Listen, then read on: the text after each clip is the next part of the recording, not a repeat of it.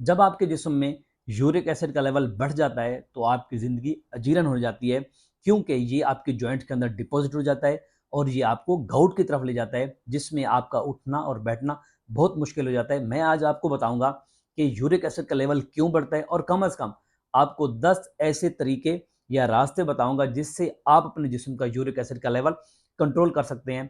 सबसे पहले ये समझते हैं कि यूरिक एसिड बनता कैसे है। यूरिक एसिड मेनली दो चीज़ों की वजह से बनता है। एक वो प्यूरिन। प्यूरिन बेसिकली क्या होते हैं, प्रोटीन के बिल्डिंग ब्लॉक्स या बिल्डिंग यूनिट्स होते हैं। इसका मकसद ये है कि जब आप मीट ले रहे होते हैं प्रोटीन की शक्ल में, तो उसमें मोस्टली छोटा गोश्त हो गया, बड़ा गोश्त हो गया, मुर्गी हो गई, प्रॉन हो गए, फिश हो गए, ये प्योर प्रोटीन है। तो आपके जिस्म के अंदर प्रोटीन या प्यूरिन की मिकदार बढ़ती है और वो क्या करती है कि आपका यूरिक एसिड का लेवल बढ़ा देती है। और दूसरे नंबर के ऊपर होता है fructose. Fructose basically process food के अंदर होती है, मीठी चीज़ों के अंदर होती है। जो आप केक खाते हैं, बन खाते हैं, डेयरी प्रोडक्ट, बेकरी प्रोडक्ट खाते हैं, इनके अंदर फ्रुक्टोज बहुत ज़्यादा मिकदार के अंदर मौजूद होती है।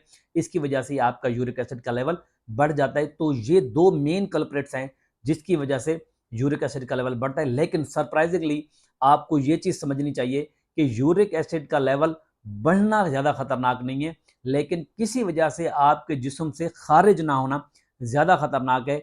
और यूरिक एसिड को हमारे जिस्म से बाहर कौन निकालता है? हमारे गुर्दे पेशाब की शक्ल में निकालते हैं।